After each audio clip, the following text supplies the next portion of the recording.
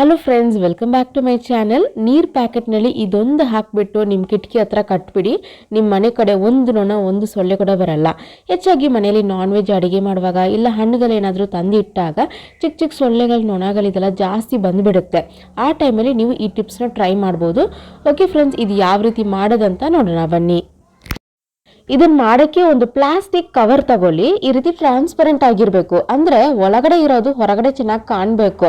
ಆ ಥರ ಇರೋದು ತಗೋಬೇಕು. ಕಲರ್ ಆಗಿ ಬರುವಂಥ ಕವರ್ನ ತಗೋಬೇಡಿ. ಈಗ ಇದರ ಒಳಗಡೆ 1 ಗ್ಲಾಸ್ ನೀರಷ್ಟು ನಾನು ಹಾಕ್ತಾ ಇದ್ದೀನಿ. ನೆಕ್ಸ್ಟ್ ಇದರಲ್ಲಿ ಅಲ್ಯೂಮಿನಿಯಂ ಫಾಯಿಲ್ ಪೇಪರನ್ನು ಈ ರೀತಿ ಚಿಕ್ಕ ಚಿಕ್ಕ ಉಂಡೆಗಳ ಥರ ಮಾಡಿಕೊಂಡು ಇದಕ್ಕೆ ಹಾಕ್ತಾ ಇದ್ದೀನಿ.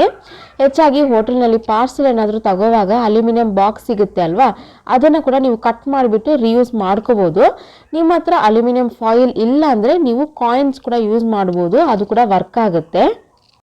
ಇದೆಲ್ಲ ಹಾಕಿಬಿಟ್ಟು ಲಾಸ್ಟಾಗಿ ಒಂದು ರಬ್ಬರ್ ಬ್ಯಾಂಡ್ ಹಾಕ್ಕೊಂಡು ಈ ಪ್ಯಾಕೆಟನ್ನು ನಾವು ಕ್ಲೋಸ್ ಮಾಡ್ಕೋಬೇಕು. ನೆಕ್ಸ್ಟ್ ಒಂದು ದಾರ ಇಲ್ಲಾಂದರೆ ಒಂದು ಲಾಡ ತಗೊಂಡು ಈ ಪ್ಯಾಕೆಟನ್ನು ಚೆನ್ನಾಗಿ ನಾವು ಟೈಟಾಗಿ ಕಟ್ಕೋಬೇಕು. ಅಷ್ಟೇ ನೋಡಿ, ಈ ಪ್ಯಾಕೆಟ್ ಈಗ ರೆಡಿ ಆಗಿದೆ.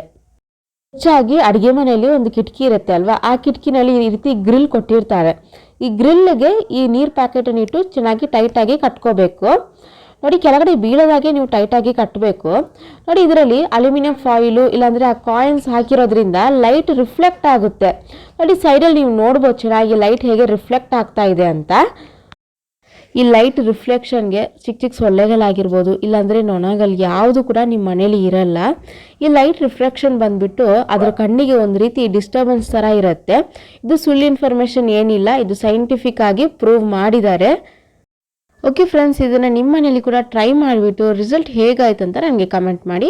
ವಿಡಿಯೋ ಯೂಸ್ಫುಲ್ ಆಗಿದ್ದರೆ ಒಂದು ಲೈಕ್ ಕೊಡಿ. ನಿಮ್ಮ ಫ್ರೆಂಡ್ಸ್ ಆ್ಯಂಡ್ ಫ್ಯಾಮಿಲಿಗೆ ವಿಡಿಯೋನ ಶೇರ್ ಮಾಡಿ. ನನ್ನ ಚಾನಲ್ನ ಸಬ್ಸ್ಕ್ರೈಬ್ ಆಗೋಕ್ಕೆ ಮರಿಬೇಡಿ. ಇನ್ನೊಂದು ಯೂಸ್ಫುಲ್ ವಿಡಿಯೋದಲ್ಲಿ ಮೀಟ್ ಮಾಡ್ತೀನಿ. ಅಲ್ಲಿವರೆಗೂ ಬಾಯ್ ಬಾಯ್.